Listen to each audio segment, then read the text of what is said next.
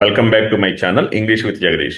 Dear students, Telangana 10th class SSC exams తప్పనిసరిగా మనకు English question పేపర్లో క్వశ్చన్ నెంబర్ 17 నుండి 21 లోపల అన్సీన్ పోయం అనేది ఇస్తా ఉన్నారు. సో ఈ పోయం కింద మల్టిపుల్ చాయిస్ క్వశ్చన్స్ ఉంటాయి. అయితే స్టూడెంట్స్ కొందరు దీంట్లో 5 మార్క్స్ గాను 5 మార్క్స్ తెచ్చుకోలేకపోతా ఉన్నారు. 1 or 2 మార్క్స్ వస్తా ఉన్నాయి మల్టిపుల్ చాయిస్ కాబట్టి. అయితే మనం ఈ వీడియోలో మీకు ఒక 5 స్టెప్స్ మెథడ్ ఒకటి సజెస్ట్ చేస్తూ ఉంటాను. నేను చెప్పేటువంటి స్టెప్స్ ఫాలో అయినట్లయితే, ఆ టిప్స్ ట్రిక్స్ ఫాలో అయినట్లయితే మీరు మ్యాక్సిమం మార్క్స్ తెచ్చుకునే అవకాశం ఉంటుంది. తప్పనిసరిగా నా కాన్ఫిడెన్స్ అయితే 5కు 5 మీరు స్కోర్ చేయటం ఇది very easy.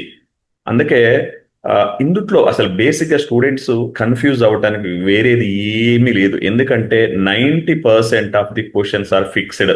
Almost every time మీరు ప్రీవియస్ క్వశ్చన్ పేపర్స్ చూసినట్లయితే ఎలాంటి క్వశ్చన్స్ అడుగుతున్నారనేది ఫిక్స్డ్గా ఉంటూనే ఉంది. సో మీరు చూస్తే జనరల్గా మనకు రిపీటెడ్గా పోయం కింద వచ్చినటువంటి క్వశ్చన్స్ చూసినట్లయితే ఒక క్వశ్చన్ వచ్చేసి తప్పనిసరిగా థీమ్ ఆఫ్ ది పోయం అని అడుగుతూ ఉంటారు. రెండో క్వశ్చన్ మనకి జనరల్గా టోన్ ఆఫ్ ది పోయం లేదా మూడ్ ఆఫ్ ది పోయం అని అడుగుతూ ఉంటారు. అనదర్ క్వశ్చన్ వచ్చేసి మనకు ఏదో ఒక పోయంలో లైన్ పైన ఫిగర్ ఆఫ్ స్పీచ్ అడుగుతూ ఉంటారు. ఇంకా 2 క్వశ్చన్స్ అయితే కాంటెంట్ బేస్డ్గా ఉంటాయి. పోయంలో ఏదైతే డిస్కషన్ చేసామో దానిపైన ఒక 2 క్వశ్చన్స్ వస్తాయి. సో ఇవి ఫిక్స్డ్ క్వశ్చన్స్. ఆల్మోస్ట్ ఏ క్వశ్చన్ పేపర్ సెట్ చేసినా వీటిని ఆల్మోస్ట్ ఫాలో అవుతూ ఉంటారు. ఎవరో అవగాహన లేకుండా ఏదైనా ఇస్తే మార్చడం తప్పితే జనరల్గా మనకు ఎస్ఎస్సి ఎగ్జామ్స్లో వచ్చేటువంటి క్వశ్చన్ పేపర్ ప్యాటర్న్ అయితే ఈ విధంగా ఉంటుంది. కాబట్టి మనం థీమ్ని ఏ విధంగా ఐడెంటిఫై చేయాలి, టోన్ని ఏ విధంగా ఐడెంటిఫై చేయాలి, ఫిగర్ ఆఫ్ స్పీచ్ని ఏ విధంగా గుర్తించాలి, కాంటెంట్ బేస్డ్ క్వశ్చన్స్ ఏ విధంగా వస్తాయి, మనకు దీనికి అవసరమైనటువంటి టిప్స్ ఏందో ఇప్పుడు చూద్దాం. సో చూడండి, ఇక్కడ ఒక 5 స్టెప్ స్ట్రాటజీ అనేది నేను మీకు సజెస్ట్ చేస్తా ఉన్నాను కదా. సో ముందుగా మీరు చేయాల్సింది ఏంటంటే, చాలా మట్టుకు పోయమ్స్లో మీకు ఇచ్చేటువంటి పోయం చూడండి స్టూడెంట్స్. తప్పనిసరిగా మనకి ఇచ్చేటువంటి పోయం ఐడియా లేకపోతే చాలా మంది స్టూడెంట్స్ కన్ఫ్యూజ్ అవుతూ ఉంటారు. టీచర్స్ కూడా కొందరికి అవగాహన ఉండట్లేదు. ఈ పోయం సైజ్ వచ్చేసి మనకు 12 to 14 లైన్స్లో సింపుల్గా ఉండే పోయం ఇవ్వాలన్నటువంటి స్ట్రాంగ్ రూల్ అయితే ఉన్నది. ఎవరైనా పోయంలో 1 or 2 లైన్స్ పెరగొచ్చు, కానీ దాన్ని డిఫికల్ట్గా అయితే ఇవ్వడానికి లేదు. ఈజీగా ఉండే పోయమే ఇవ్వాలని ఉంది. సో ఇక్కడ నేనేం చెప్తున్నానంటే, పోయంకి చాలా మట్టుకు పోయమ్స్లు ఇచ్చే వాటిలలో టైటిల్ ఉంటుంది. ఆ టైటిల్ చదవటం మాత్రం మర్చిపోకండి. టైటిల్ కేవలం చదవటం కాదు, టైటిల్ అనేది వన్స్ మనకు పోయం పైన ఉన్నది అంటే అది ఆల్మోస్ట్ ఆ పోయం యొక్క థీమ్ తెలియజేసేదే టైటిల్గా ఉంటుంది. అంటే మెయిన్గా దేనిపైన అయితే డిస్కషన్ జరుగుతుందో అదే టైటిల్గా ఉంటుంది. సో జనరల్లీ అదే థీమ్ అవుతుంది. కాబట్టి ఎగ్జాక్ట్గా అదే పేరు ఆప్షన్స్లో ఉండదు, కానీ దానికి రిలేటెడ్గా మనకు థీమ్ ఆఫ్ ది పోయం అన్న దాంట్లో 4 చాయిసెస్లో కంపల్సరీగా ఉంటుంది. సో పోయం యొక్క టైటిల్ ఉన్నట్లయితే మాత్రం మీరు జాగ్రత్తగా గమనించినట్లయితే అదే థీమ్కి రిలేటెడ్గా ఉంటుంది. కాబట్టి దానికి సంబంధించినటువంటి ఆప్షన్ మీరు థీమ్ ఆఫ్ ది పోయంగా గుర్తించవచ్చు. సో టైటిల్ అనేది చాలా చాలా ఇంపార్టెంట్. లేనట్లయితే మనం నెక్స్ట్ ఏం చేయాలో చూద్దాం. టైటిల్ కొన్నిసార్లు ఇస్తారు, కొన్నిసార్లు ఇవ్వరు. తర్వాత చూస్తే read first line and last line. ముందుగా మీరు చేయాల్సింది first line and last line చదవటం అనేది ఒక స్ట్రాటజీ. ఎందుకు అలా చదవటం అంటే, ఫస్ట్ లైన్ జనరల్గా బిగినింగ్గా ఉంటుంది, లాస్ట్ లైన్ వచ్చేసి క్లోజింగ్గా ఉంటుంది. మీరు ఎప్పుడు చూసినా ఏ టాపిక్లోనైనా మనకి ఇంట్రడక్షన్ క్లోజింగ్ అనేది ఉంటుంది. అంటే ఈ ఫస్ట్ లైన్ ఏం తెలియజేస్తుంది, లాస్ట్ లైన్ ఏం తెలియజేస్తుంది అంటే టోటల్గా పోయంలో దేనిపైన మేజర్గా డిస్కషన్ జరిగింది అనేది మనకు అర్థమవుతూ ఉంటుంది. కాబట్టి అంటే జాగ్రత్త, నేను పోయం మొత్తం చదవద్దు అని చెప్పట్లేదు. మీరు ఎర్లీగా చేయవలసింది in the beginning it self మీరు చేయవలసింది ఏంటంటే ఫస్ట్ లైన్ లాస్ట్ లైన్ పైన బాగా ఫోకస్ పెట్టండి. దానివల్ల మీకు పోయంని బాగా కాంప్రిహెండ్ చేయగలుగుతారు. ఈ ఫస్ట్ లైన్ ఏం చెప్తుంది, లాస్ట్ లైన్ ఏం చెప్తుంది అనేది చూసుకోండి. ఆ తర్వాత చూస్తే ఇంకా మీరు పోయంని బాగా కాంప్రిహెండ్ చేయాలి అనుకుంటే, మీకు ఎస్ఎస్సి బోర్డ్ ఎగ్జామ్స్లో మీరు జనరల్గా క్వశ్చన్ పేపర్ మీద ఏమీ రాయటానికి లేదు, కానీ మీరు ఏదైనా ఉన్నట్లయితే పెన్సిల్ తోటి మేజర్గా ఏదైనా వర్డ్స్, కీవర్డ్స్ ఏదైతే ఉంటాయో, ఎమోషన్స్ తెలియజేసాయి కానీ, ఫీలింగ్స్ని తెలియజేసాయి కానీ, లేకపోతే కాంటెంట్ బేస్డ్గా ఉన్నటువంటి వర్డ్స్, మెయిన్ వర్డ్స్ ఏదైతే ఉన్నాయో వాటి కొన్ని చుక్కలు పెట్టుకోండి. ఎందుకంటే వాటిని మీరు బాగా అర్థం చేసుకోగలగాలి. ఇదిగో ఇవి మెయిన్ వర్డ్స్గా కనిపిస్తా ఉన్నాయని వాటిని అయితే మీరు ఒకసారి అండర్లైన్ చేసుకోలేకపోతే కనీసం ఒక చోట ఒక డాట్ అయినా పెట్టుకుంటా ఉండండి. వాటిని మళ్ళీ మీరు స్పెషల్ ఫోకస్ పెట్టడానికి అవకాశం ఉంటుంది. మీరు ఆ కీవర్డ్స్ని అర్థం చేసుకుంటే పోయంని కాంప్రిహెండ్ చేయడం చాలా చాలా ఈజీ అవుతుంది. తర్వాత కంపల్సరిగా identify the tone of the poem or mood of the poem. So ఈ పోయం జనరల్గా ఈ పోయం ఎటువంటి మూడ్ కలిగి ఉన్నది, ఇక్కడ కన్ఫ్యూజ్ అవుతా ఉంటారు. మీకు ఇంత ముందు కూడా చెప్పాను, థీమ్ ఒకటి, టోన్ ఒకటి, ఇక్కడ కన్ఫ్యూజ్ అవుతా ఉంటారు. థీమ్ అంటే మనకి జనరల్గా ఏంటది, టాపిక్, దేని గురించి జరుగుతుంది discussion, what is the topic about అనేది థీమ్. అదేవిధంగా టోన్ అంటే మాత్రం ఫీలింగ్ అని తెలియజేస్తాయి. Tone is nothing but feeling. Theme అనేది మీకు పూర్తిగా టాపిక్ యొక్క సెంట్రల్ ఐడియాని తెలియజేస్తే, టోన్ అనేది మాత్రం ఏ రకమైనటువంటి ఫీలింగ్ ఉంది, హ్యాపీ టోన్ ఉందా, సాడ్ టోన్ ఉందా, సర్కాస్టిక్ గా ఉందా, డౌట్ఫుల్ గా ఉందా, ఇట్లాంటి ఏ రకమైన జరుగుతుంది అనేది.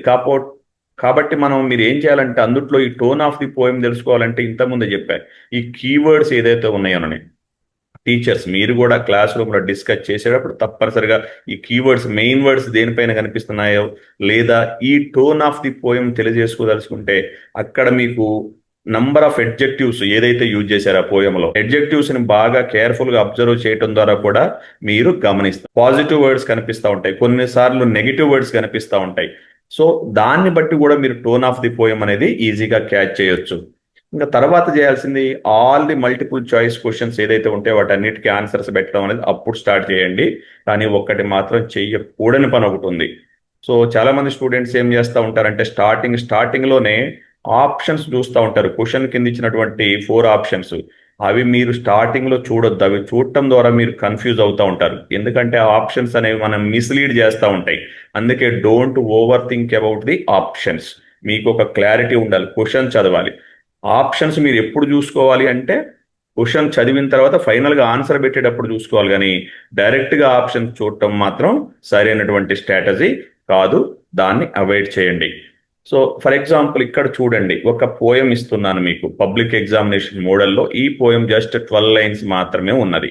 టైటిల్ కూడా ఉంది, ద లిటిల్ సీడ్. మీకు ఏం చెప్పాను, ఫస్ట్ లైన్ చూడండి, లాస్ట్ లైన్ పైన కూడా ఫోకస్ పెట్టండి అన్నాను.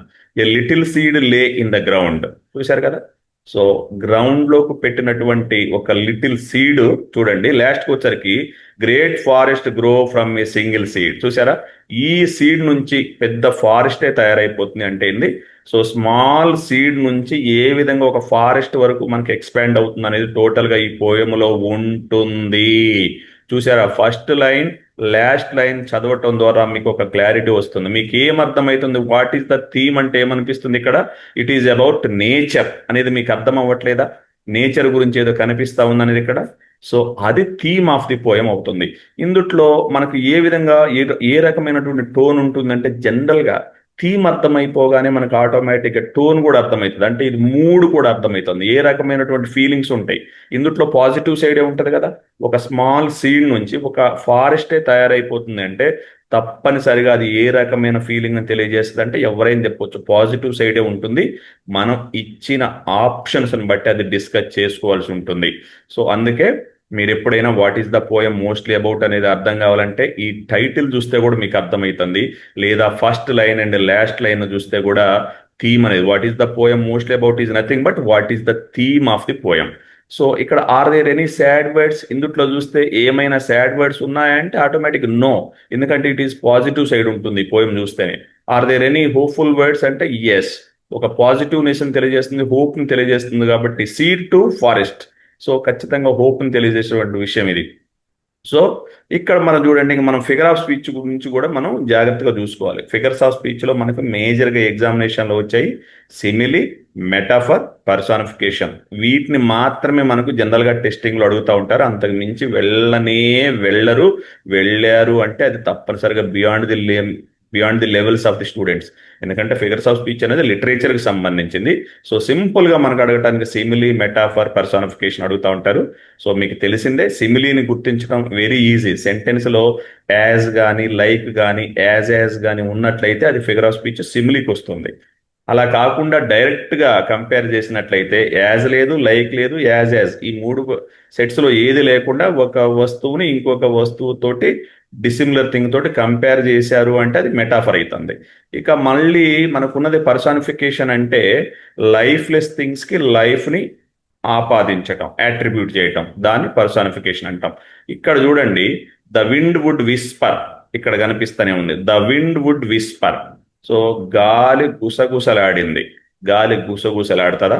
దానికి ఏమన్నా ప్రాణం ఉన్నదా? మనిషి అంటే ప్రాణం లేని దానికి ప్రాణం ఉన్నటువంటి మనుషులు చేసే పని ఏదైతే ఉందో అది చేస్తుంది అని దీనికి మనం యాట్రిబ్యూట్ చేసినాం. అంటే ఇక్కడ ఉన్నటువంటి ఫిగర్ ఆఫ్ స్పీచ్ మనకి ఈ లైన్ ఇచ్చేసి, ఫర్ ఎగ్జాంపుల్ మనకు క్వశ్చన్స్ లో what is the figure of speech used in this line అంటే మీరు పెట్టాల్సింది పర్సానిఫికేషన్ అవుతుంది.